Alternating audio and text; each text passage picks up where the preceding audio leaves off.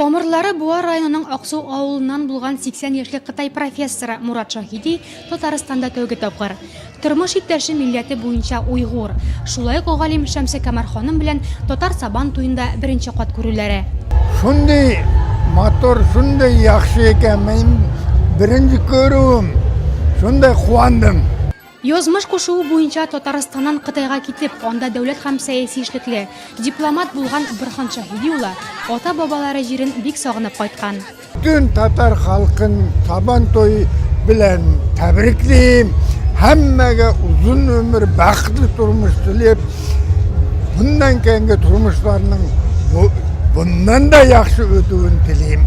Хәер, татарның милли бәйрәмен ул шаһидиләр генә түгел, шул көннәрдә халыкара куркынычсызлык буенча форумда катнашкан 61 ил вәкиле дә карады.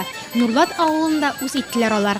Если вы когда-нибудь окажетесь в Нурлатском районе, деревне, там есть дома именно вот такими татарскими орнаментами. Посмотрите, и подушки вот такие вышитые, вышиты вот такие полотенца у нас.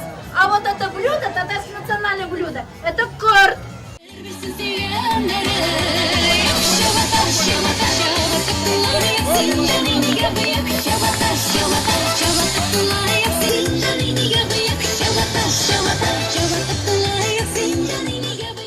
Нурлатлылар кунакларга республика территориясендә яшәүче халыкларның мәдәниятен һәм традицияләрен күрсәттеләр. Күпләр конкурста, уеннарда катнашты. Нурлатның сабанты шул галәмәт кышады. Эш подружкам белән килдем. Аби белән специаль сезнең сәхнәгезгә кирип, биеп, бөтен уйнаучылар белән, җырлаучылар белән биеп, җырлап. Мәйдан гөр килде. Бәйрәм кунаклары Татарстан президенты Рөстәм Миңнеханов, Россия Федерациясе Куркынычсызлык советы секретаре Николай Патрушев, Стамбул мэры Кадир Тылбаш, Свердловск өлкәсе губернаторы Евгений Куйвашов милли авыллар аша төп мәйданга үттеләр. Нурлат авылы аларны лаеклы каршы алды.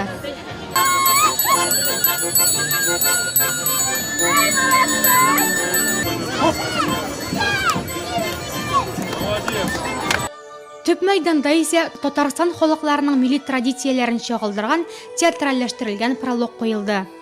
Сезне барыгызны да чын күңелдән республика җитәкчеләре исемендән бүгенге иң матур татар халкы өчен Сабантуй бәйрәме белән котлыйм һәм барыбызга да шушы Сабантуйны матур итеп үткәрергә исебездә шушы Сабантуй матур итеп калсын. Котлаулар, милли уеннар, спорт бәйгеләре, бию һәм вокал коллективларының чыгышы барысы да гаҗәеп дәрәҗәдә кызыклы узды. Сабантуй диеге халкының борынгы тарихы күз алдыма килә. Чөнки Сабантуй иң беренче ул бизәкле капкалардан, иң матур сандык төбендә яткан киемнәрдән, чукмарлы башлы сөлгеләрдән, хиндер сөлгеләрдән бизәлгән туган ягыбызның гүзәл табигате. Икенчендә, шушы гүзәл табигать кочагында җырлап, гөрләп, халкын традицияларын саклаган асыл уллары, кызлары. Чөнки эштә генә түгел, алар җырда да, сәнгать дөньясында да, әдәбият дөньясында да, гомумән нинди генә эш булса да үзләрен асыл яктан күрсәтә торган батыр уллар, кызлар.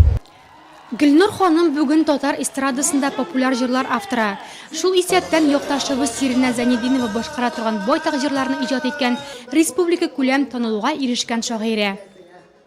Мин халкым белән горурланам. Сабантуйда аның бөтен таланты, аның бөтен күркәм сыйфатлары, күркәм холкы ачыла, кунакчыллыгы ачыла. Өченчедән Сабантуй бит ул түгәрәк истәлләрдә. Ул бер чынаяк чәй артында да менә дигән иттереп үзенең кунакчыллыгын күрсәтә ала. Дүртенчедән инде Сабантуйда яңа талантлар, яңа сәләтләр ачыла һәм буыннар тоташа. Буыннар чылбыры изелмәве шушы бәйрәмдә күренә. Шуңа күрә Сабантуй халкыбызның иң матур, иң милли, теләсә нинди милләт кешеләре, теләсә нинди ил кешеләренә күрсәтердәй гүзәл бәйрәмебез. Шәй чәшкесе формасында милли орнаментлары белән бизәлгән төп сәхнә ул көнне бул табынлы бәйрәм өстәлен хәтерләтте. Татарның кунакчыллыгы, юмартлылыгы, киң күңеллелеге барысы да чагылыш тапты шунда. Төп сәхнә төрле бизәкләр белән балкыды, халык гөр килде.